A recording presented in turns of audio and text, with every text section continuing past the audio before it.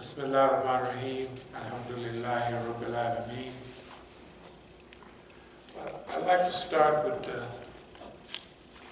this is an old poem. Believe it or not, it's from Raynard Kipling. I got this, he was an old colonialist guy. In fact, he wrote that poem about the Sudanese. He called them Fuzzy Wuzzy or something. But I got this from a brother called Bashir. He was in one of those big black nationalist things. We was in Leavenworth together. And he actually gave me my name. I was making transition from the Nation of Islam. So I'd never forget. So I asked, I said, brother, what lessons, special lessons, do we have in this Sunnah Islam? He said, well, technically all you need is the Quran, and in those days we had that Sahih Muslim in English with all the commentary in it, 4-volume set. He said, that's all you need. I said, is that right? So I ran with that. And then I appreciated it too. The Quran and Hadith, you know. Now, this is Raynard Kipling. If you can keep your head when all about you are losing theirs and blaming it on you, if you can trust yourself when all men doubt you, but make allowances for their doubting too, if you can wait and not get tired of waiting, or being lied to, or being lied about, don't deal in lies, or being hated, don't give way to hating, or yet don't look too good nor talk too wise.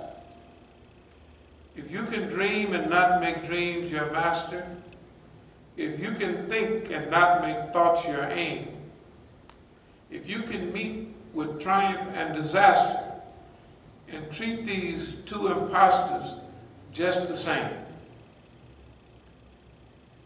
if you can bear to hear the truth you've spoken twisted by knaves to make a trap for fools, or watch things you have given your life to broken and stoop and build up with worn out tools. If you can make one heap of all your winnings and risk it on one turn of pitch and toss and lose and start again at your beginnings and never breathe a word about your loss. If you can force your heart and nerve and sinew to serve your turn long after they are gone, if you can hold on when there's nothing in you except the will which says to them, hold on, if you can talk with crowds and keep your virtue and walk with kings nor lose the common touch, if neither foes nor loving friends can hurt you, if all men count with you but none too much, if you can fill the unforgiving minute with 60 seconds worth of distance run, yours is the earth and everything that is in it. And what's more, you be a man, my son. So I get evidently this was advice to a child or something. But this comes from the black nationalists transcending to Islam. It gave me this. And I guess all the way up to the late 80s and 90s, it was very helpful. Because everything that it's talking about, you deal with almost, you know. So, with that said, I'd like to start with one of the ayats we didn't get to the other day.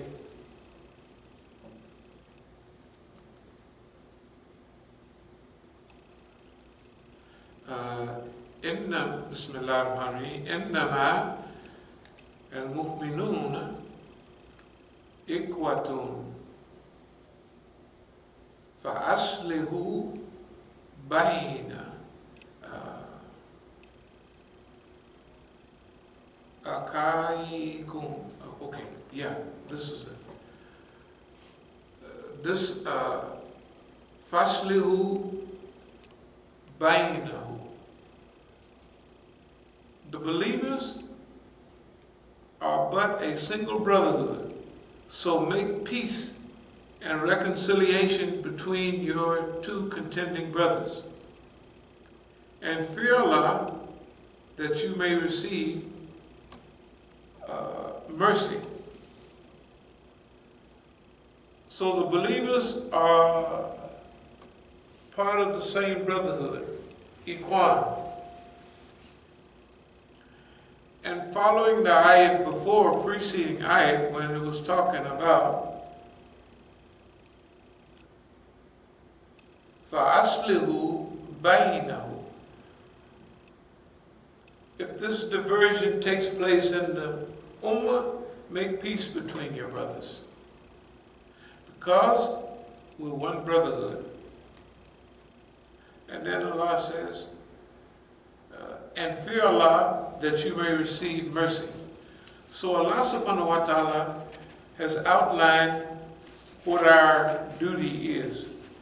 There's a few hadith that I would like to point to. I read most of them last week in Salatul Jummah. A Muslim is a brother of a fellow Muslim. He should neither commit oppression upon him, nor should he hand him over to an oppressor. And whoso fulfills the need of his brother, Allah subhanahu wa ta'ala will fulfill in his need. And whoso brings his brother Muslim out of hardship, Allah subhanahu wa ta'ala will relieve him from a hardship, from the hardships of the day of resurrection. And whoso conceals the faults of a Muslim, Allah subhanahu wa ta'ala will conceal his sins on the day of judgment. This ayat is very clear about playing with other Muslims. You don't hand them over to an oppressor, and you know that you're handing them over to an oppressor. You can't do it. Why? Because the Muslim Brotherhood is one. You can't leave a Muslim alone while he's being oppressed by another or a system. You can't allow anyone to cut and stab in the back of the Muslim's back. You have to cover their faults. The Quran says that too. Conceal their faults. Maybe Surah Bakr somewhere around 264 or 1, 2, right around there. Conceal your brother's faults. That's one of the reasons we're careful about talking about the Muslims. And Allah knows, well, I'll put it this way. Some of us know for certain that these people deserve some type of correction because of their behavior. Their behavior is, I would say by now, ridiculous. It's clear who they are. And the Muslims, a true Muslim would not even allow boss man or nobody else to set them up as a straw horse against their brother. They wouldn't allow, you know what I mean, the system to pit one against another. They wouldn't allow it. In that case, when we were starting MANA, we would have started the Muslim Alliance of North America. We would have started with justice and honesty and sincerity. We wouldn't have come with a pre-planned agenda that actually helps boss man. We wouldn't have done that. We wouldn't do that. Why? Because the hadith is Sahih Muslim, and this one is muttafaqa alayha. That means it's agreed upon by everyone. Every Muslim is a Muslim's brother. He should neither harm him nor leave him alone when others treat him unjustly. This is one of these two hadith are the exact same ones we had on flyers dealing with Imam Jamil. These are the flyers. We can't leave our brother alone. Can you imagine? Imam Jamil has been in prison. Next month, March 16th, he will have been in jail 20 years. He's not a teenager either. 20 years. And in all that time, I haven't heard nothing. I got a call from him last year, and certain things, I said, oh, everything's fine, blah, blah, blah, that's it. And so, we've been engaged since that 20 years. If you go back 20 years ago, we was the rage around here. Demonstrations, everything. Yeah, 20 years ago. Man, 20 years go fast. They don't go fast in that penitentiary. They go fast out here. They don't go fast in the penitentiary. Don't seem like it. So, technically that's right at the time. We had acquired all the property here, we had acquired the property in Oakland, and guess what? Boss man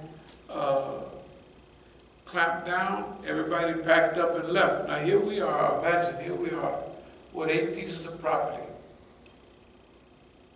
We have to pay taxes on them.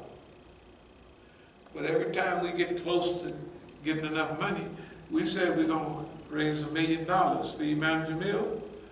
As soon as we got to $100,000, they just took that. They just took it. I mean, you know.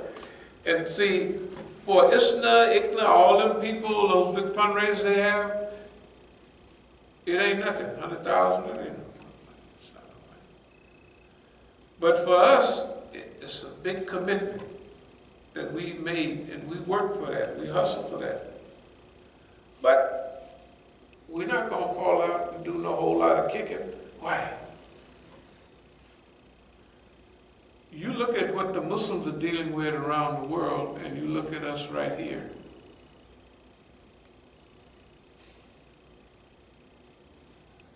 I'm not ashamed of the little fitna we have, but we're not worried about it. You know why? Just like the hadith say, look at somebody else. See how they look at anybody in the world. Okay, we're here being punished in the biggest masjid in the United States. I mean in D.C. We're not being ran over by tractors in Palestine. We're not being shot every day. We're not being found thrown in a ditch or anything like that. We don't have half of our country wiped out and taken over, and Saudi Arabia paying all the money to do it, and pay all the security people to run away, and pretty soon they control half your country like Iraq, right? and you have to fight to take it back. And our children, the worst we got to worry about is maybe they cross the street or somebody throw a, I don't know, a tomato at them, which they, you know. For black people, that don't happen.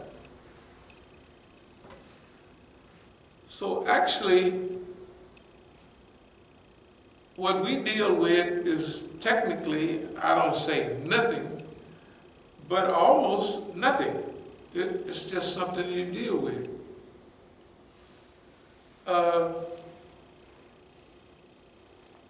So what if, like the other day, I was getting ready to leave. I've been getting ready to leave. That's what delay is good. I've been getting ready to leave for the longest. But the last delay, I said, got the key, let me look in this house. See what. And I looked in there, and I said, good God Almighty. You know. Then I just happened to walk through all of our other places. We walked to some of them. Okay, I'm afraid to open that one back there because there's a big hole in there and water that came on the back of 2 fails. You can see it out the window. Oh, there's been water going in there. Like, I'm just not gonna. And then there's a thing on the side. I imagine that not the wolf, but the little animal that run around here is living in there because it's comfortable. It's just what he likes. Technically, we built all those places for some reason. Tufale's family was expanding, so we just stuck it on the back, you know, for the heck of it. I mean, it costs a few $1,000s, maybe 5 or 6 at most, but you do the work, you put it in. And at first it was real nice. And the TV station, TV thing, Masjid News is perfect for it. It's a nice place. As soon as we build something, those people that we built it for pack up and leave. All the time. We made a little addition onto this house here. But if you look and you see how long people stay there, right? They stay there, and they stay there, and then when they leave, you look up. You say, well, at least you could have said the thing. Because I told them that for that little money, for $750 rent for that one, I said that ain't nothing, man. You just you know how to do all this other, just put a little sheetrock up there, go up on the roof, you know. And he went on the roof, but I have a suspicion, I have a mathematical certainty, in fact, that the doggone leaks increased, manifold, everything was a little drip. In fact, when he moved in, we had patched up, it wasn't no, but then it increases. What I'm saying is, we decided, well, we'll stay a little while longer and fix those things. So I went and got a little jack. I look up in there and see what was kind of, I'll jack it up a little, put a good solid board in there, you know, and it'll be fixed. And in the kitchen, we'll do the same. A lot of the stuff up in there was not touching, so I looked at it today, and we'll fix it. And technically, I fasted all day yesterday, and I was going to fast for 7 to 10 days. No, fast, not, with no food, no nothing, maybe a little water. But I said, wait a minute, if I got all this stuff to do, you know, when you ain't taking no food in after, you're going to be tired. The reason I was going to fast, yesterday, day 4, when we was up on that roof, boss man had slowed the brother down. You remember, I couldn't hardly hold my balance. And that's why I went straight home. I went home and laid down. And I got up at, when I got up, it was late. I got around 12:30. At 1 o'clock I came over and I worked out. And I said, oh, okay. I said, boss man is up there saying, I mean, I knew what was happening. I knew that I wasn't acting the same way when we got on the roof a year or so ago. And I knew I couldn't hardly bend down, and y'all was trying to catch me and everything. So I said to boss, now look, I'm just telling you the truth. You don't have to believe it. Nobody has to believe it. But boss man, so I was going to fast. I say I'm going to do 7 to 10 days, and that'll make boss man, you know, change his thing, and everything will be, if I ain't taking nothing but water, you know what I mean? And that'll hook it up. And so when I went to shop this afternoon and look in there to see if the water was dripping, I had to figure out, well, I pulled out my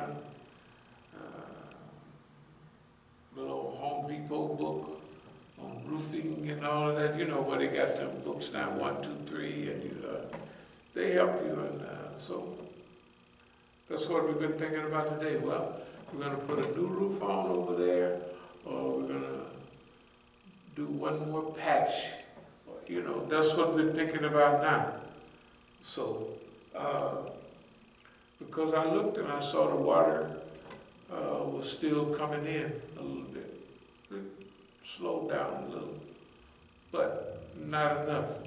So, the way you destroy a building is just let water keep coming in and it'll destroy it or whatever. It's finished. It'll finish up. So I said, I'm not going out to California with those things leaking. And I'm glad that I waited a while. If I would have went out to California 2 weeks ago, or whenever y'all bought that car, I was getting ready to go then. But Allah hold you up. If I would have went out then, and I would have came back here in March or April, and it's still the rainy season, that house would be, you'd have to almost tear the whole thing down because it would just seep in there. And so, that's the beauty about delay. It's also a good thing about signs and signals. The other thing is related to, if you can lose everything you got